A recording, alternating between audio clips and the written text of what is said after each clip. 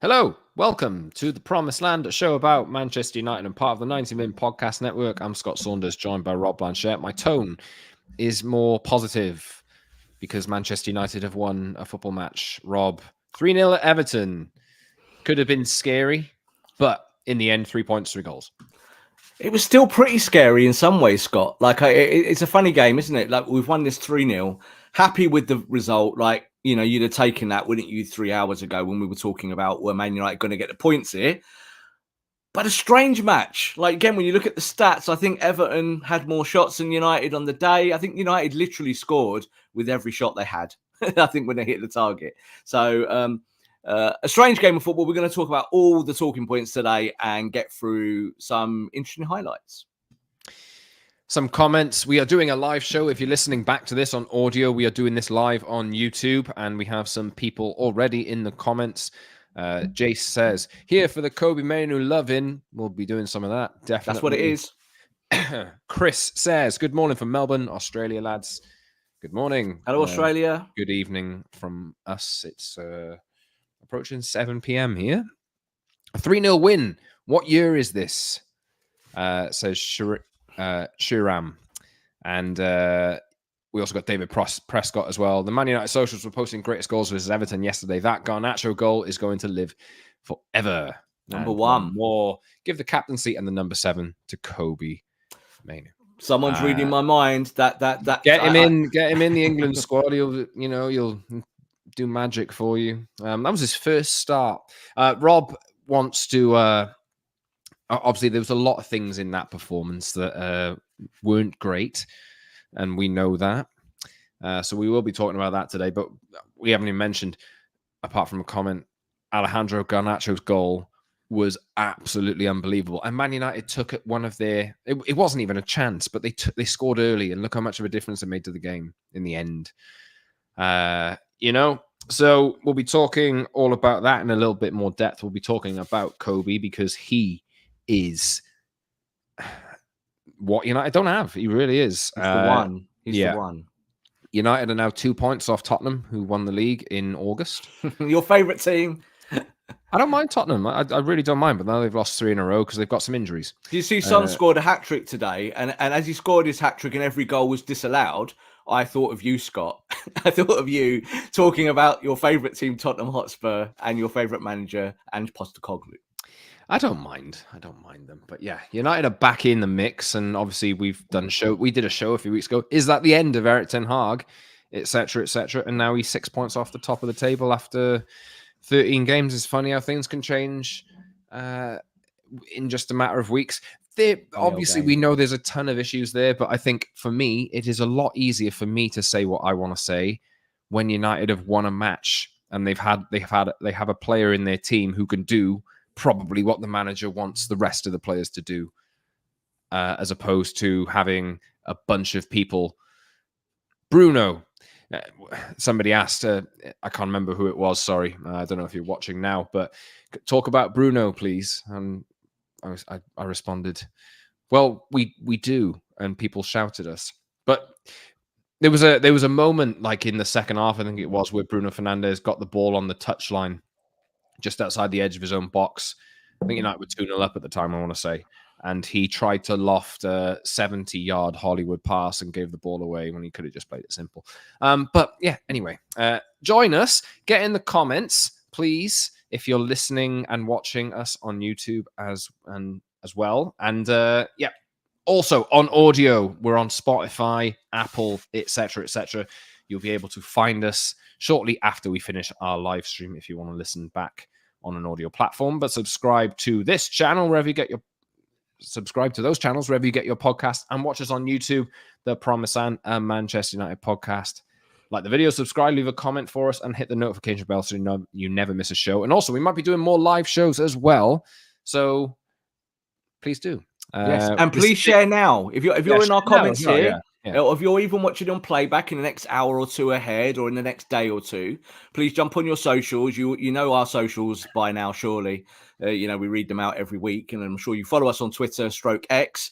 But yes, we need you to share it and obviously spread the word because that really helps us. If you do not follow us on social media and just discovering us on YouTube or whatever, because we're going live after the match, _ Scott Saunders on X, IG, and TikTok, at _Rob_B on X and YouTube, and at Promise and MU as well for the show on X. I'll just jump back into some comments. G-Man says, Kobbie looks so composed, looks like he's been a pro for years. Yup. Corey, met you in Vegas. Hope you're doing well. Your United friends from Seattle tuning in. Hello. Hi, guys. And Kerwin saying, when was the last time you could relax in the last 15 minutes of a match? Yeah, I know. I think United won a game by more than one goal for the first time this season today, I want to say. Outside of the Crystal Palace game in the League Cup. Ashish saying, come on, guys. Kobbie is the best midfielder in the league. Let's end the stream and go to bed. Question, Rob, hardest game come December, Liverpool, Chelsea, or Newcastle? I think Newcastle and Chelsea. I think Liverpool personally, but Liverpool. Yeah. I've watched a lot of Liverpool in recent weeks and they look very Liverpool at the moment. It's quite a bit frightening. I think they're a long way off what they used to be.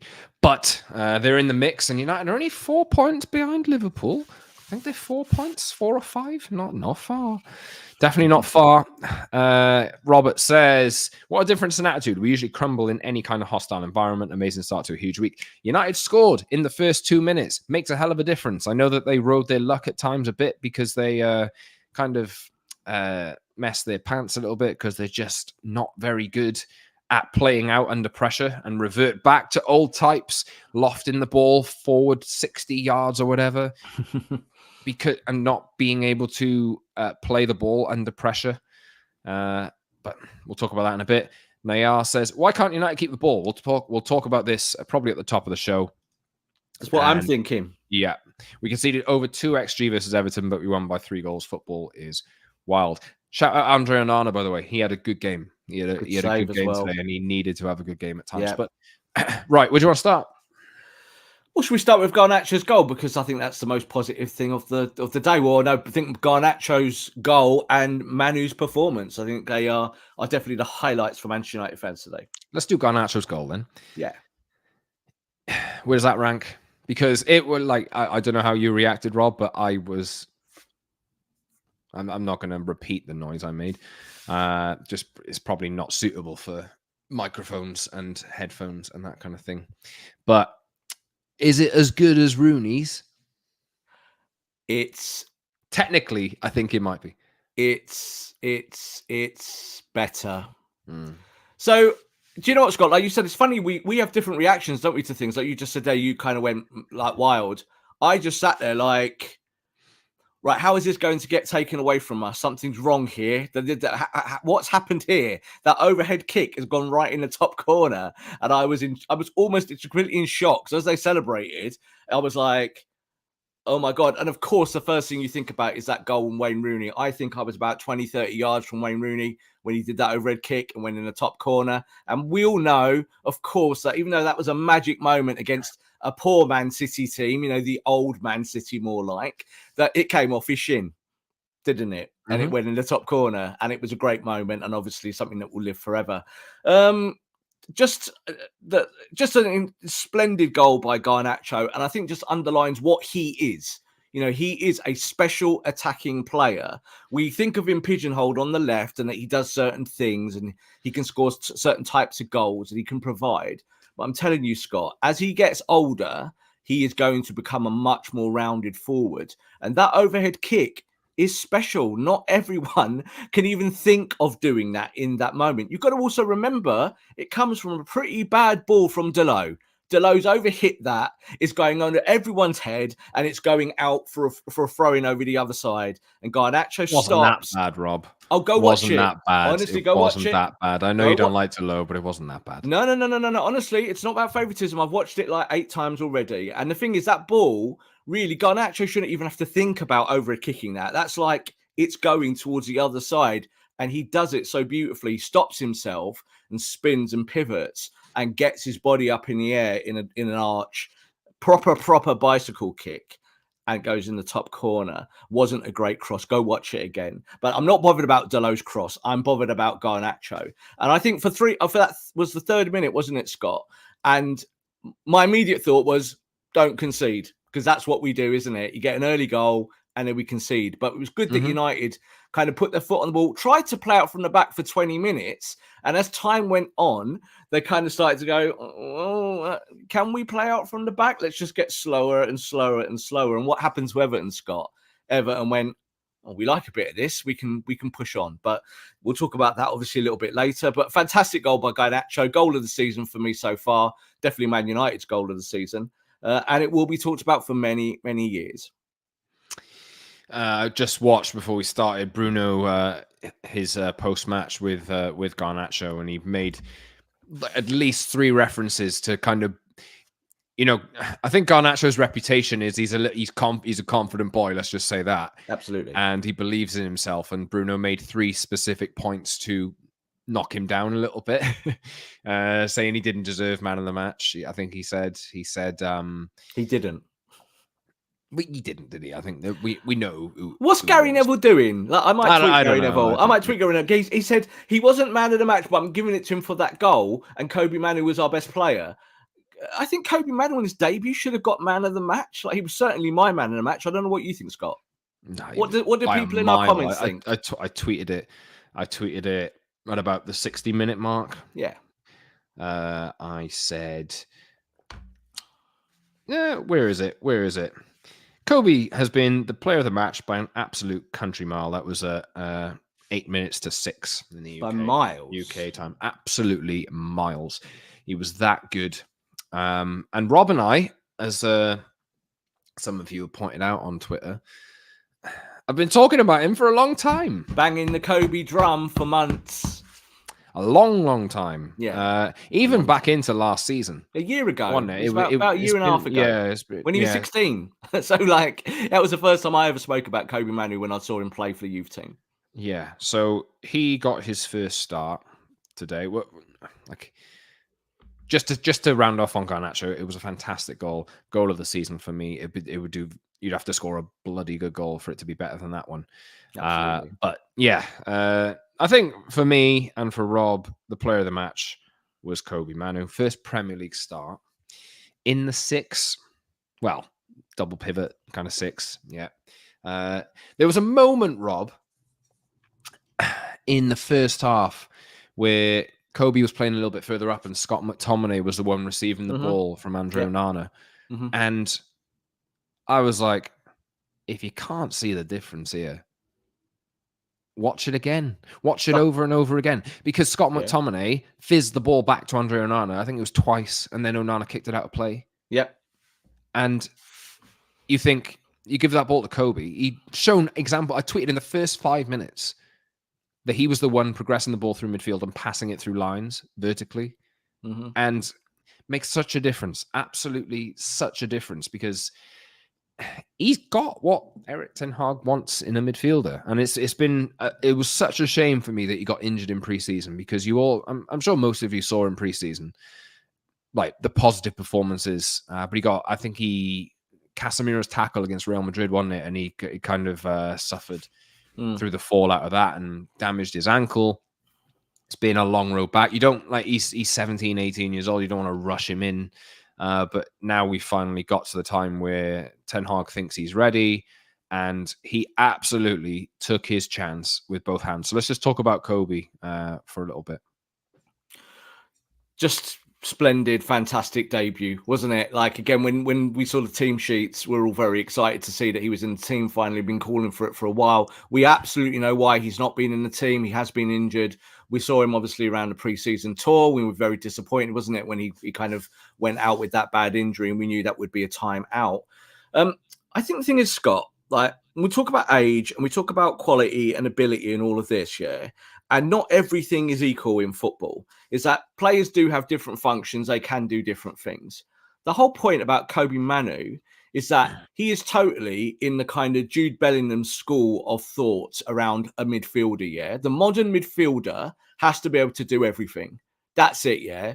And as time goes on, midfielders that play that 8-10 function, 8-6 function, all of that stuff, you don't get away with it by doing a little bit of it really well, or even like half of it really well. Because do you know what? You'll get caught out with the other side. You just mentioned Scott McTominay there at the back there, fizzing the ball back to Onana, and Onana like, what are you doing? Like that's not what you're supposed to be doing. Kobbie Mainoo, I made this distinction before. I made it to you just before we went live on the show. Is that last year when I watched Romeo Lavia at Southampton, the one underlying thing when I watched Lavia was that the game just is slow. Every time he gets the ball in the 6, and that's a bad Southampton team, no one got near him because he just pops it off, Scott. Now, you could say, could you say this? Kobbie Mainoo's in a bad Man United team, or Man United team that doesn't always know what it's doing, and showed today that at times that it was a little bit brittle. But do you know what, Scott? The game just turned into slow motion. I was calling him slow-mo Manu in my head when I was watching it, because that's what you want from a midfielder, yeah, that plays the 6. That he can then go into the 8 and he can go into the 10 and he can move around. He doesn't just sit there in front of the defence. And you saw, I think, when he had the ball at his feet, there was just no panic at all. And he's 18. What's wrong with the 26-year-olds, the 28-year-olds, and the 29-year-olds at Manchester United, even the 30-year-olds who can't do that? That's a problem, isn't it? So if I'm Erik ten Hag, it's a bit weird, isn't it? I'm saying, look at this lad Kobbie, because he can do it, but you lot can't. It shouldn't be like that, should it? So I'm so pleased that we finally got to see Kobbie in red and in a Man United shirt. He's still been doing it in the reserve, Scott. You watch him and he just glides around. He's like absolutely just cool and calm. And I think he's more than a number 6. I think we'll see him play 6 a lot. But today, when he came out of the 6, you're then thinking, oh, right, who's covering? Who's actually doing the 6 work now? Kobbie, get back a little bit because we need you. It's a bit sad, really, that we're looking at an 18-year-old like that as it stands. Now, you mentioned the profile and the 6-8 function. I'm doing this. I'm live on air. I'm not saying that Kobbie is as good as this player, right? I'm not saying that in the slightest. I'm comparing their profiles. Frankie de Jong, like Erik ten Hag wanted Frankie de Jong to play this role. Totally. It was the first position that he wanted to strengthen. He wanted de Jong to do this. Absolutely. I don't know how their profiles match up in terms of like how good they are as players. There's probably not enough stats on Kobbie at the top level yet to prove that. But to me, the reason why United didn't go and sign a DM in the summer, and the reason why United didn't go and, well, they got Amrabat, I know, but like on a permanent deal, and why they looked at other positions first, is because they need to make room for this kid. And now finally the world's got to be able to see the qualities that he has, because he's quick with his feet, quick with his head. So good. Like the composure was just unbelievably. The comparison in composure between like McTominay and Bruno Fernandez and Kobbie is just, it's night and day. It's unbelievable. It's like a different sport. It really is. And I said, within the first 5 minutes, that Kobbie was doing things that other United midfielders don't do. Completely. Even within 5 minutes. And we said a number of weeks ago that we were hoping that we thought he would have played a lot of football so far this season if he wasn't injured. Yeah. And providing he stays injury free, he's going to be playing a lot of football for Man United now in the next few weeks and months. Absolutely, really, really refreshing to see a player with that skill set that the manager wants. Like, honestly, I think if you make 2 more Kobbies, and maybe they're different ages and this kind of thing, most of your style issues are solved. It's just you got a default Bruno Fernandez who just wants to pass the ball 50 yards every single time he gets it, and you've got Scott McTominay in the midfield who probably isn't technically good enough, and he needs to play in an advanced 8-10 role, because that's the type of player he is. But what you're looking at here is, I looked at this today, right? And sorry, I'm going to bring in the why aren't United playing with why can't United keep the ball? There you go. They are from earlier on. United can't keep the ball because they don't have players who are capable of keeping the ball. And like, as I've said this for weeks and weeks and weeks and months and months and months, that everybody who is slating Erik ten Hag style, he does not have the players for it. He does not have the players for it. The players need to. This management of this squad needs to be done. Ideally, it would be brilliant if it was done in one summer, but that's not. We're not Chelsea, and you look how when you do it quickly, look how it works out. Yeah. Now you've got. There were 7 players who played today. Who started that game, who played in the Liverpool 5-0 home defeat. And my theory, I tweeted this, right? Sorry, Rob, I'll let you talk in a second. My theory is that day, Ole Gunnar Solskjaer told those players to start playing football and be adventurous. They lost 5-0. I reckon a lot of them are absolutely mentally scarred by that day. And every time they try and do it, 4-0 at Brentford, all this kind of thing. Those players are carrying mental, the damage is unreal because they've been there before, they've tried it, so they default back to, oh no, it's just more comfortable, isn't it? I'll just whack it. I honestly think that these players are scarred with it, honestly do, and that is why I'm saying give the manager time, give him time. He will eventually bring in the players that he wants to execute the system. And the best thing is you finally got an example of what I'm saying in Kobbie Mainoo. You finally got an example. So, sorry, Rob. Go on. I'm with you. And, you can either look at it one way, that they're scarred by the past and all of those things, and that plays into sports psychology and other things that we've spoken about before. Or, Scott, you could just go down the route that they're all garbage. That you could go down that route, because I look at it this way with football, is that what Kobbie's got is this natural talent that already at 18, he's honed to be a piece in the jigsaw and a piece on the chessboard to be able to do what he's supposed to do as a modern central midfielder, a 6, an 8, a 10, wherever he plays. Don't know if you remember in pre-season where he makes that brilliant run into the right wing channel, brings the ball into Bruno and Bruno scores. And everyone's like, wow, we've not seen a central midfielder run into that part of the park before. That's new for Man United. And it's like, well, it's not new for football. That's what happens in football matches. It's what football clubs do. You see Bernardo Silva do it every week for Man City, or Mahrez or other players at that ilk. I think when you look at today, it's almost impossible to talk about Kobbie Mainoo's success and what Kobbie Mainoo could be in the future without talking about I want to use swear words, the players that just don't do it. They don't do it. So for me, in that first half today, we all said, Kobbie had a great first half. Man United were leading, a great goal by Garnacho. But you know what, Scott? You almost got mugged because you just didn't play anything like a normal midfield. And the other 2 midfielders in that role, in that triangle there behind the front 3, because it was kind of 4-3-3 at times, but you had a kind of single pivot, which was Kobbie most of the time, was that McTominay and Bruno Fernandez look like they've never played football together before. Like, they don't know what they're doing. Now, if I'm Erik ten Hag, I'm not saying, lads, I know you're mentally scarred from 18 months ago, lads. I know it was so bad under Ole. I'm not saying that. I'm going, hang on, lads. You're a captain. You're on 250 grand a week. Scotty, you've just scored 1 million goals for Scotland. What's going on here? Why can't you do the basics? It's the basics. We're not asking them to go and be Lionel Messi. We're not asking for anything extrovert. We're asking for basics. Yeah, that's it. It's a slice of bread.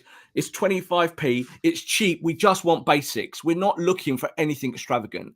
So that's what annoys me. I watched that game, and at half time, that's how I felt. But Rob, why are you expecting them to be able to do it when they've proven time after time after time after time that they can't do it? I'm not expecting them to do it. This is the thing. And when people are, getting frustrated that there's no style there, there's no style, they ain't going to leave the club tomorrow. No. They're not going to. This is going to be a thing that's got to be managed by people who know what they're doing, which is why hopefully this week we'll get some kind of announcement. Fingers crossed. Fingers crossed, because this needs to happen. It needs to happen. And you can see it. You've got one example here of what Ten Hag wants from his midfielders in Kobbie. And you've got another few examples over here of, I'm sure, Bruno has his plus points. This kind of, obviously he does. He starts every game. He's the captain. But if Ten Hag was building his perfect team, he wouldn't be picking Bruno Fernandez from nothing. If he wanted to play his exact style, and it might not be like Ajax, but he's got to adapt his style to the players he's got. Yeah, and United got rid of a ton of players last year, and Ten Hag's first season, and this kind of thing. But this squad migration is going to take time. It is gonna. And you're going to get performances like this. So when I see criticism of, oh, Ten Hag doesn't know what he's doing, he doesn't know what he's doing, like, it's going to take time. It will take time. It will take time, and I've got no criticism for Erik ten Hag. I don't think this conversation at all centers around Erik ten Hag. I'm not I think directing some at you, fans but it's are. more, yeah. Yeah, I think some fans do, and I've seen a lot of that obviously on Twitter in recent weeks and months. People say, "Oh, Ten Hag's this, Ten Hag's that." You know, I've seen lots of comment recently about, "Oh, Ten Hag's fallen out with all the players. He can't fall out with all these players." We're like, "Hang on, we've seen all of this before. It's the same bad movie over and over again."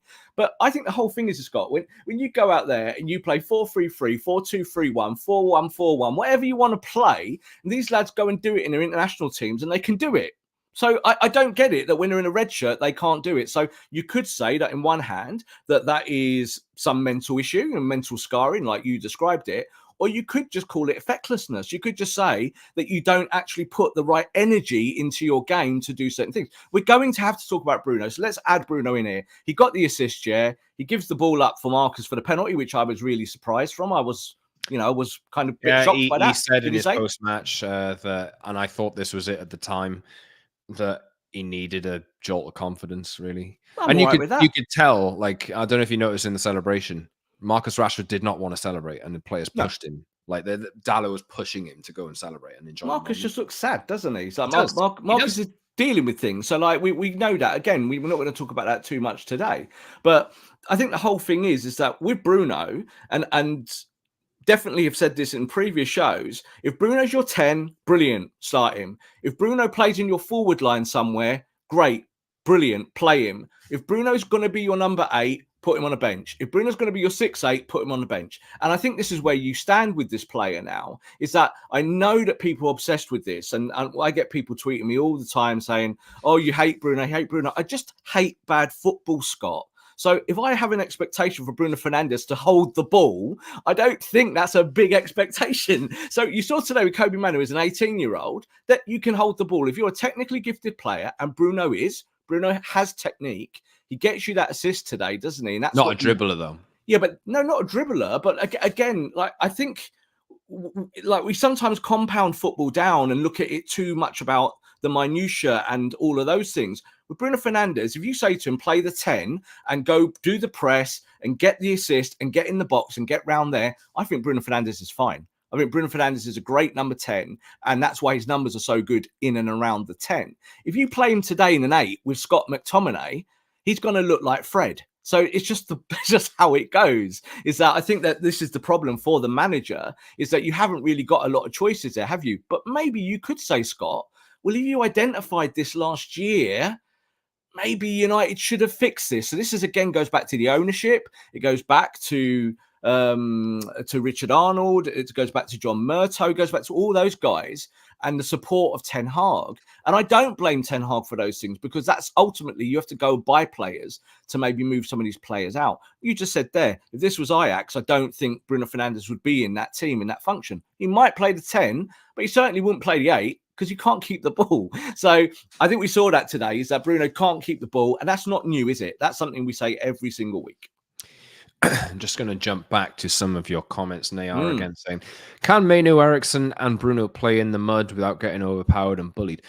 Christian Eriksen, you look at Christian Eriksen, right?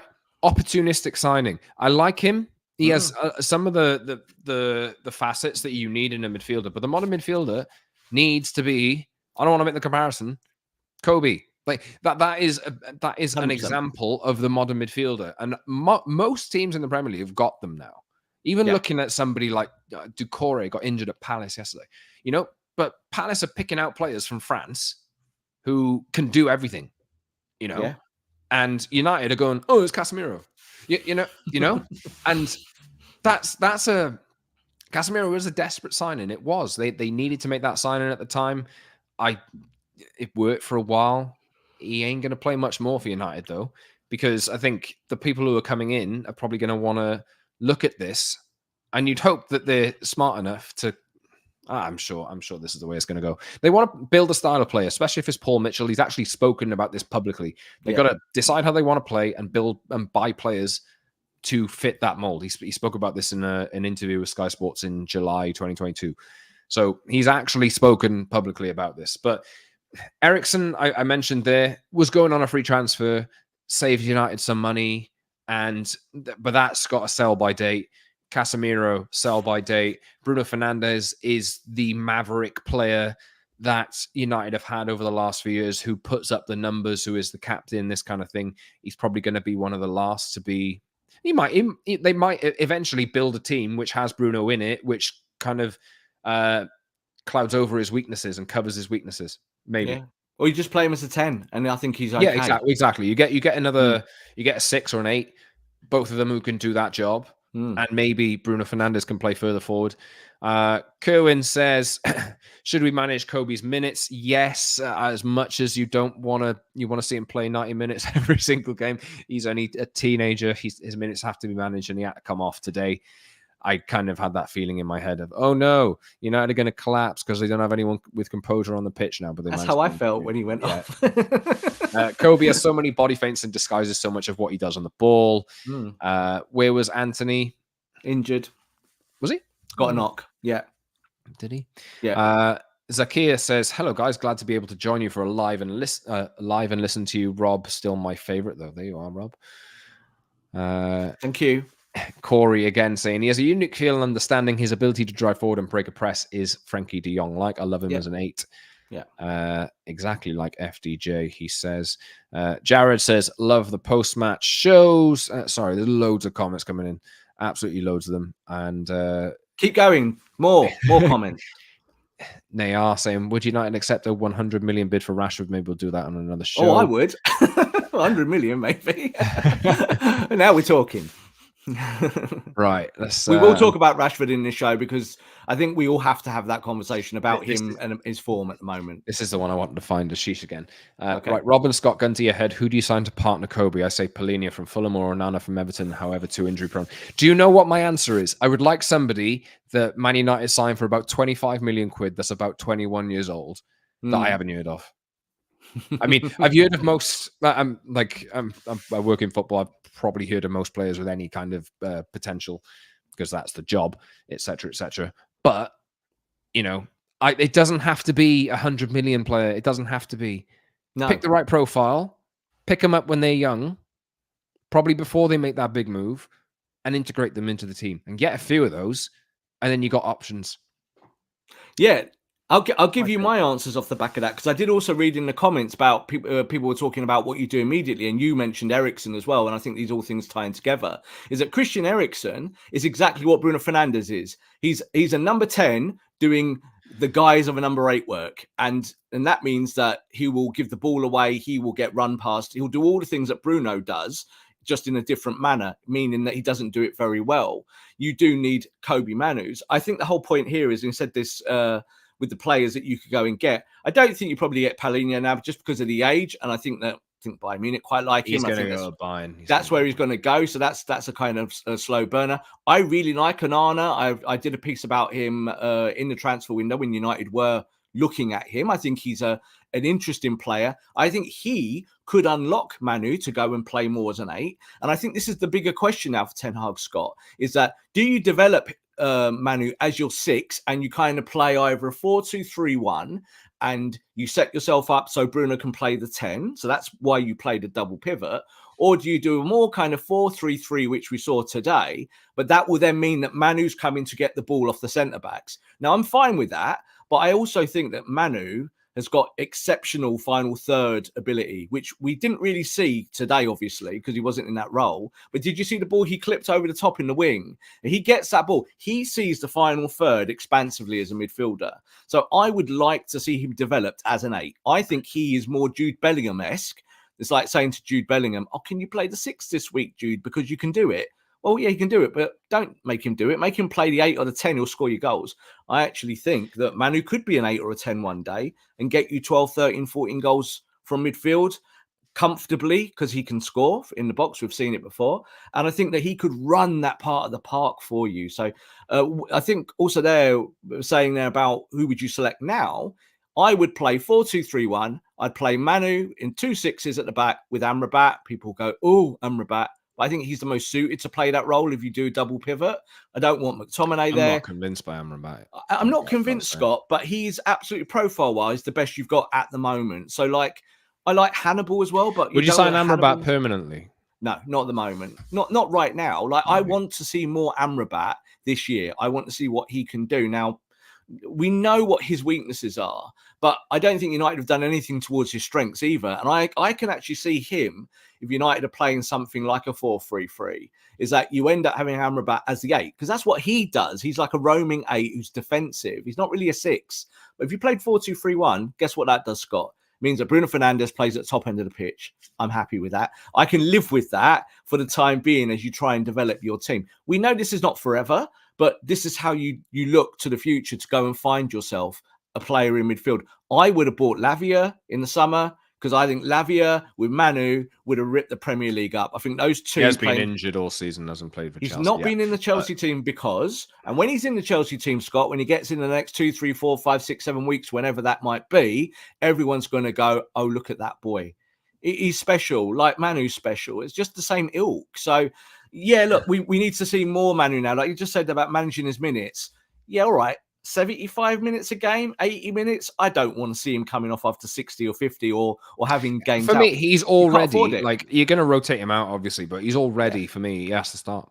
Like, honestly, it's he's that bad. In one game. That bad. Like, he has to, like, you know, the way it goes, you get your chance, you take it, you stay in. Yeah, one of the things I was thinking of the game today is quite funny as you do this and you think about what I'm going to say on the show and all these things. I was thinking, really, what should happen is that all those guys on high wages should kind of take 20, 30 grand out their pockets and just chuck it at Manu because he actually deserves the money. He's the one you're going to look at in the future. Yeah, he's going to be your shirt seller, Scott. Rob, you even know how I feel about contracts and this kind of thing. Yeah. Keep him on a fair contract, change the wage structure. Don't overpay him. Keep him on keep his feet on the ground. He look like everything I've read and heard about him. Local boy, pretty, feet on the ground, this kind of thing. But just jumping over to another comment from Nini, Andre from Fluminense. Now, watch Fulham. If Fulham sign him in the summer, in January as Paulinia's replacement, when they sign him to Bayern Munich for about 60 mil. Watch him be worth 100 in 18 months. These are the types of players that United need to go after. For me, like the players that, Liverpool have been in for Andre as well. They have. Be smarter. And this is what I'd like to see. And some, who did we see here? Zakir again saying, what do you guys think of Fofana from Monaco, especially if Paul Mitchell comes in, he might want to bring him in. Like, yeah, wouldn't surprise me. I get that. But I'd like to think Paul Mitchell is savvy enough to not just sign the players he signed before. If you probably got a decent network, you probably know the players that are coming through next. Fofana's probably going to cost you a fair bit of money. Maybe go and find the next one that Monaco will sign. This kind of thing. This is how I feel. But anyway, we're talking about style. We're talking about where do you want to go? Where do you want to go, Rob? Well, I suppose we've done quite a lot of the positive stuff there. I think we talked about Garnacho's goal, fantastic worldie. We talked about Manu.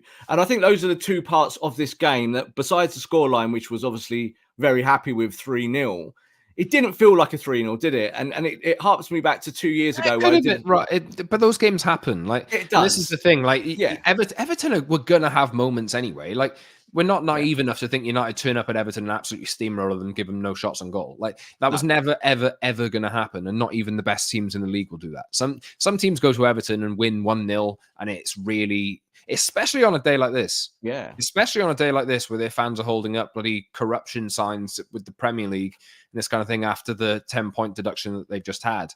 Like, that is a difficult place to go today. And I'm just really glad that United managed to get out of there. And there's obviously questions to ask. The questions that we're asking are going to repeatedly come up over and over and over again. But you have to stick with it and be patient. And we're not in a world where it's, let's just be patient. It's all sack the manager after one game. Sack the manager. Stick to the plan. I think, like for all of their flaws over the last few years, I still think that United have got to a point where they've got a manager who has or can oversee a build through it. You just got to back it. You got to back it. And yeah, he's had some hairy moments, this kind of thing. We've done shows where he could be one game away from the sack already this season. But it's naive to think that Everton weren't going to have their moments today. But, this is a long road. It's going to be a long road. It's just nice to actually talk about a win for a change. Yeah, it's good to talk about a win, but I do think that there is no point in us when we do analysis on this football club is that we just kind of paper over the cracks, because I think that's what a lot of people do. When you win, it's positive, and when you lose, it's negative. And we live in this kind of yo-yo state of going backwards and forwards. As you just said there, now I think Man United obviously still the form team in the Premier League. So is that 5 wins out of 6 now? So that's a good stat to build off. Yeah, I think it's 5 and 6. If you watch that Man United team in the first half and then going into the second half, you're not thinking that this is the form team in the Premier League. You're looking at this team and thinking they are fundamentally compromised in certain positions. So we have to talk about that, unfortunately, because it is important. And you're right. I trust Ten Hag to go and make those decisions as time goes on. And I trust a Paul Mitchell type character to come in and be able to find the right players. And that is a long-term thing. But we also have to operate game to game. We can't get away from that. If you put that performance against Everton in today, against maybe half of the Premier League, Scott, you're not winning 3-0. You're just not. You did it today. And I think Everton, I think Everton played quite well, actually, but they looked a bit battle-scarred. They looked battle-scarred. As the game went on and United got the goals, I think you saw that they kind of tapped out a little bit early. 15 minutes to go, as one of our viewers said here, that, we were quite relaxed in that moment. United was still giving the ball away 15 minutes to go. It's just they're still doing the same old rubbish. But the pressure is off, isn't it? I think when you look at individuals, Scott, that's where we have to kind of go now in the weeks ahead, because if the individuals do not rise to the challenge, it does not matter what the manager wants to do, what Paul Mitchell wants to do. You're having to press pause. You're having to stop everything and just leave it. Now, some fans are fine with that. I say don't get too high, don't get too low. That's where I'll still stand with this all the way. And I think you have to review it at the end of the season. But it's not good enough for us to just be able to go, oh, well, he's done the same thing again. Let's take Victor Lindelof. I'm going to take his as an example here, and might be like, oh, well, Rob doesn't like Victor Lindelof.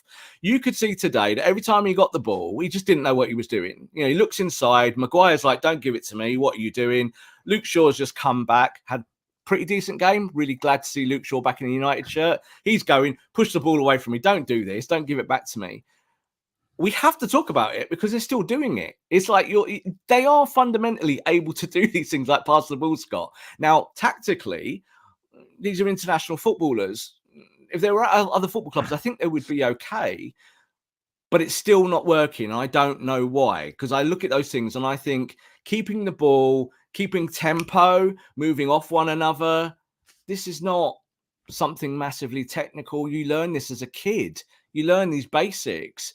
And yet we're talking about Kobbie Mainoo, who is a kid, and he can do it because he just does it. That's just what he does. Where some of these other players who are talking about new contracts, Victor Lindelof is talking about brand new deal coming up. Would you give him a new deal, Scott? No. Bro, Marcus Rashford has just got his new deal. I'll tell you what, one day we'll do a show where we count through all the players I'd keep in a rebuild. It'd be like 4, though, wouldn't it? 5, probably. It'd be 5, probably. Yeah. And so that's hard for Ten Hag, isn't it? Because he's managing that in real time, having to pick players that he probably doesn't want to pick. Rob, the entire back 4 weren't signed by Eric Ten Hag. No. You had Scott McTominay in there, Bruno Fernandez in there, Marcus Rashford in there, Anthony Martial in there. How many players is that? 6, 7? Yeah. None of those were signed by Eric Ten Hag. And he's working, a lot of the time he's working with, players signed in the images of other managers or signed because they're commercially big, big time or whatever. He probably doesn't have a lot of those today. But Anthony Martial, great goal. But God, he was useless most of the time. It's like not having a striker there. But he did get played in that moment and showed he still got a little bit of composure and cool. Yeah. But United, Martial was signed by who? Louis van Gaal? A few years ago? Yeah. And he's still your striker. you know? And then we think, oh, why isn't everything magically different? Because Martial's body is I like Martial. I have. It's such a shame to see how his career's gone. But like, he needs to go.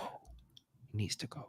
Do you know what it is? Football can be perverse sometimes, because you and me have both lauded what we've seen from Højlund. We like what we've seen with Højlund in that development side of it. Is that, you know, he's strong, he's powerful, he's going to start running the channel. You're going to get him tap-ins. I think many United fans tonight, Scott, don't want to kind of rock the boat here. Some United fans will say that was United's best attacking performance of the season. And that's with Martial as the 9. So I think the thing is here, this is all about balance and about what your offer is. What can you do game to game to game to game? And I, you know, for me, Martial is not your starter, of course not. But I do think that the manager might look at that today and think, oh, hang on, my front three actually worked quite economically. I won the game 3-0. You said at the start of the podcast, Rob, they had 3 shots on target and scored all 3. And that's economical, Scott. But that's the difference. United have been having one shot in games. They took their chances today through an overhead kick, which is nobody has ever seen before. No. And a penalty. Yeah, totally. You know, they didn't create enough from midfield. That's the way I look at it. Again, there's the midfield creation wasn't there. Bruno gets his assist, but it's on the edge of the box. That's what you want him to do. That's where you want him to be. So yeah, I'm not saying Martial should play. Absolutely not. I would stick with Højlund. But I've actually had loads of people tweet me saying, "Oh, we don't think Højlund's ready. Højlund maybe should go on loan. Højlund should maybe sit on the bench." Now I kind of understand them, because they see a result like today, and all they see is the 3 and the 0, and we've tried to talk through that. I think Everton, as you said, there had an XG today of 2, wasn't it?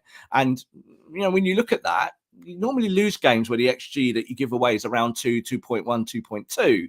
But United didn't lose this game, of course. So I think it's kind of, you know, it's juggling balls a little bit for the manager, because he will go back to what he wants to do and what he knows.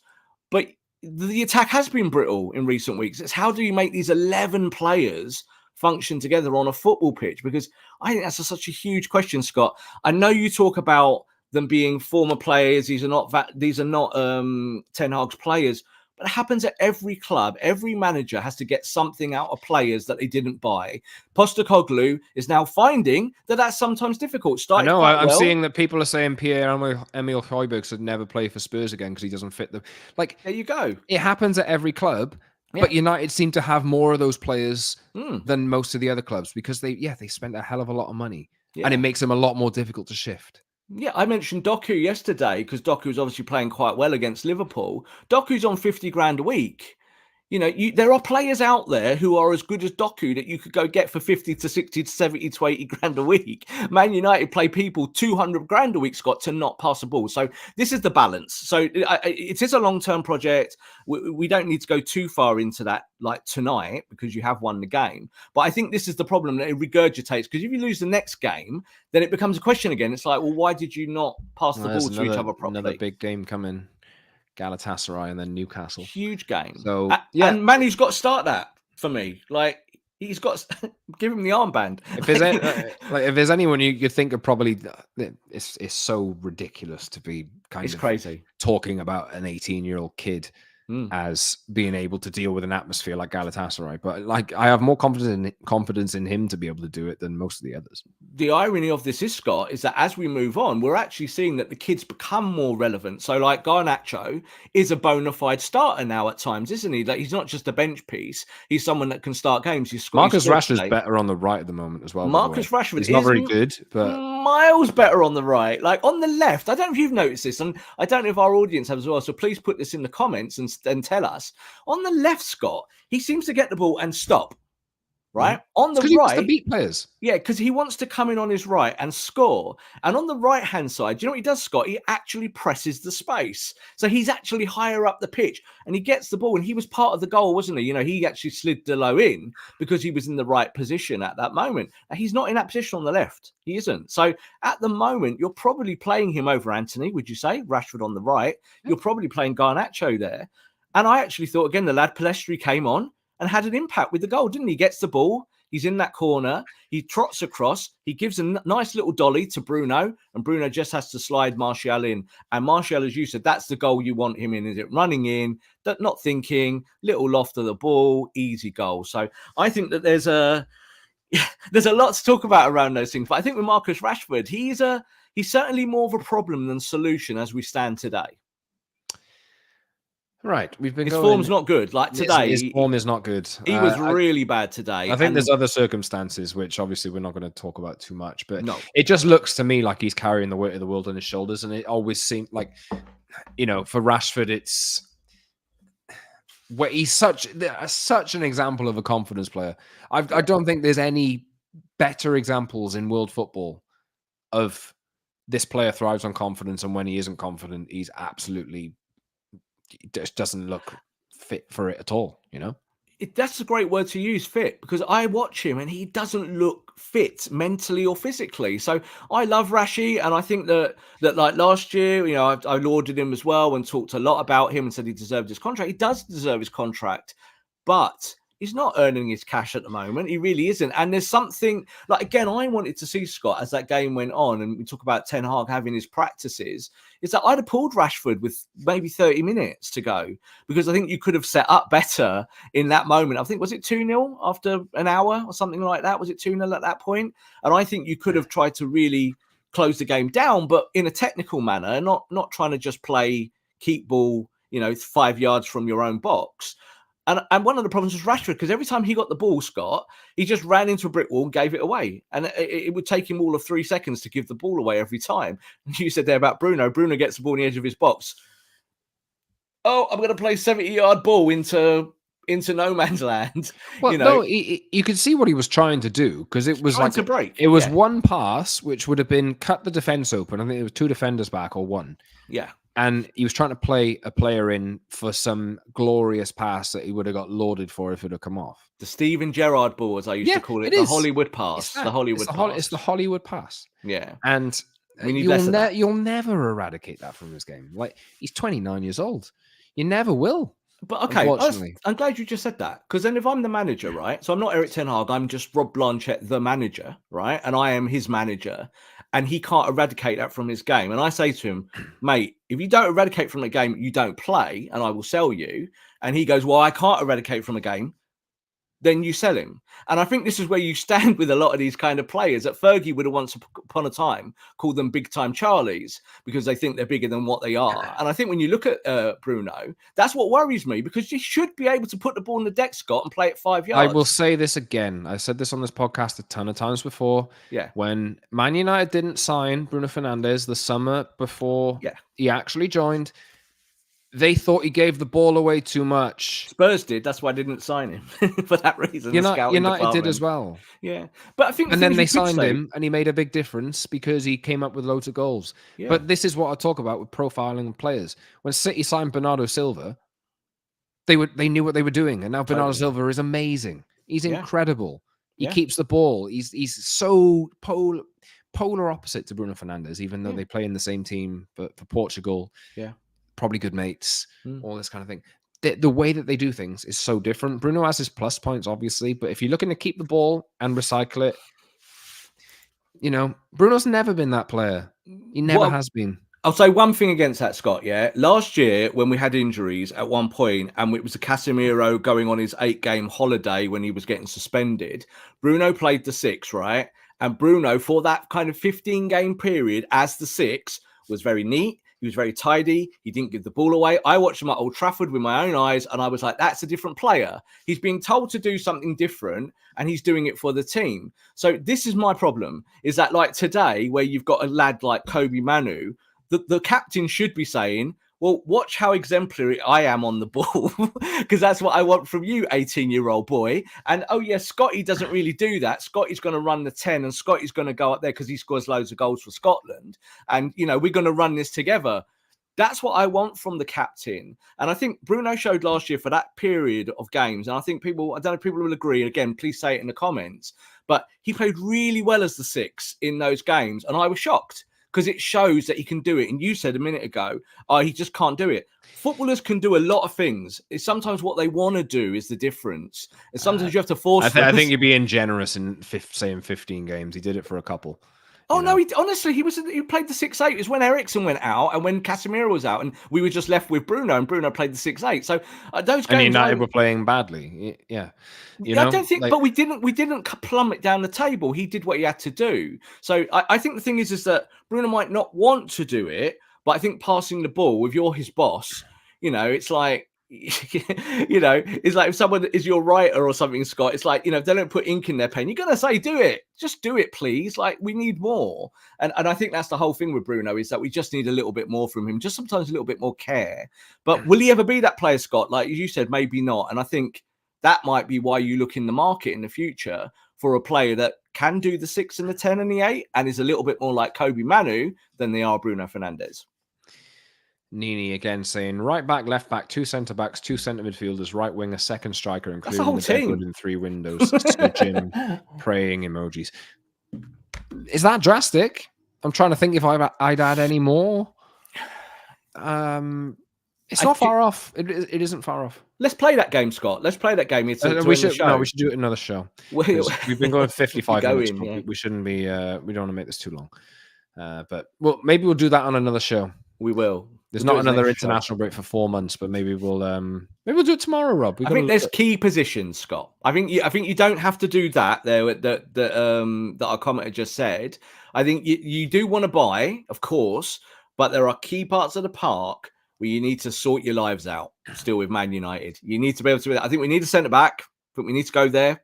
That's got to happen. That's really, really important. Now, you need 2 for me. Yeah. That was your priority going back over weeks and months ago, and I agree with you now. I think that is your main priority. 2 would be lovely, but I think you also need a functional 8 to be able to do the stuff with Kobbie, and then you kind of build up the pitch, a striker, you know, and then you kind of have to work the rest of it out. And it's like you can't buy 12 players unless you're Chelsea. You know, United are not going to do that. I don't think Jim Ratcliffe will do that, but I do think you need to move players out, because you don't want to play them, and then to be able to move them in. I discovered something horrific, Scott, yesterday when I did a tweet about the wage bill, that Donny van der Beek is the 72nd most paid player in England. He's in the top 70, and he doesn't even play a minute for Man United. Are we really surprised? I'm not surprised, but that's the horrifying nature of it. If you're Erik ten Hag, you're looking at that and going, he's like in that top echelon of like top 5%, 6%, 10% of players. I can't even get one game out of him. So you need to move him out, and you need to go and buy number 8, and you need to go and do it quick. Like ideally, January would be the best time to do it. Well, hopefully somebody will pay his wages, because that's why United, again, I come back to it, loop it round all the time. You can't sell Jadon Sancho because he's on massive wages. You can't sell Donny van der Beek. Real Sociedad didn't take him in the summer because he's on massive wages, and he's been out injured a lot. That's just the way it is. This is going to take some time to work out, Rob, but we should wrap it because we're approaching an hour. Any final things you want to touch on before we scoop? It is a good, positive thing that even though you have all these problems, the problems that we talk about incessantly and non-stop, is that the league table is telling you that you're not actually too far away from your objective. So that is important. You know, what did you say, Scott? How far are we off Liverpool, did you say? Oh, I'll pull the table up right now for you. Go on, bring it up, Scott. Go and do the kind of match of the day ending to the show where we can look at the table together. So United are now 6th in the league. Right. Everyone's played 13 games.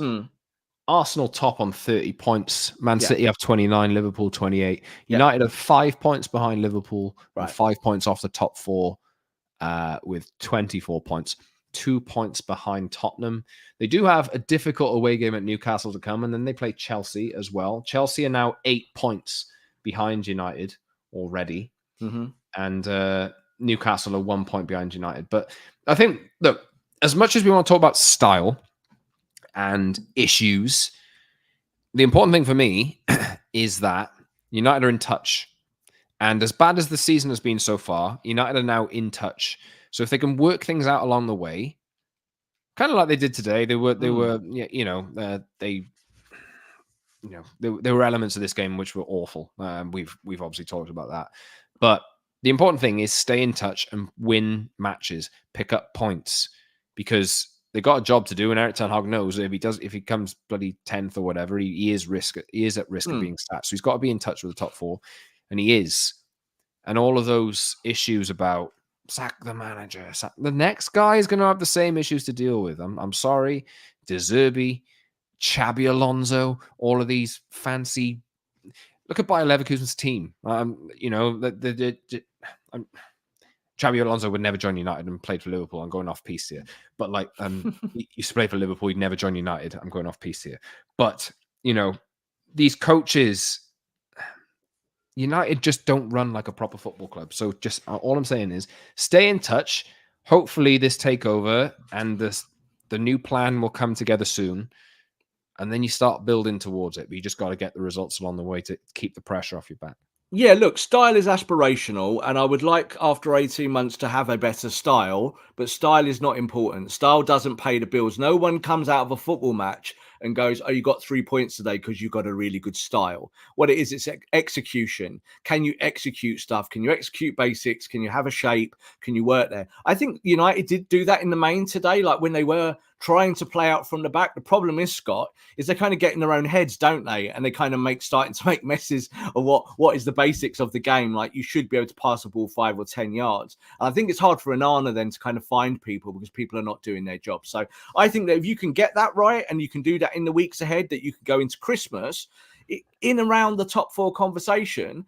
And then this start of the season goes away very quickly. Like, you will forget about it. If you get to January and United are 2nd, 3rd or 4th or something around that, you'll be like, oh, that's strange, because last year it was exactly the same, wasn't it? It's like you got to the World Cup and you were in the top 4. So I think that Ten Hag won't feel so bad as maybe he felt maybe 2, 3, 4 weeks ago when his job was on the line and people were talking about it in those terms. And of course, in the next few weeks, we're going to hear about what this new plan will be from the new part owner to see what Jim Ratcliffe wants to do. And I think it will absolutely include the manager, like the current manager. I think they'll like what he does, and they'll give him better support than obviously the current owners, who give no support. Unless you can sell a shirt, they don't really care. Right, we'll wrap it there. I just did want to say one more thing. I'm seeing Tottenham have a lot of injuries, and they've lost 3 games in a row. United are now 2 points behind Tottenham, who are the best team in the world, because they play a style. And said, just do it, mate, over the weekend in the lead up. It's a bit different, but we're talking about injuries, right? Lisandro Martinez is such a big miss in this team, and I don't think people talk about it enough, because he is one person, absolutely massive. And I went on record last year and said, Lisandro Martinez is United's best centre-back and most important centre-back. And a lot of people said, nah, it's Varane. No. It ain't Varane. No. Not Varane.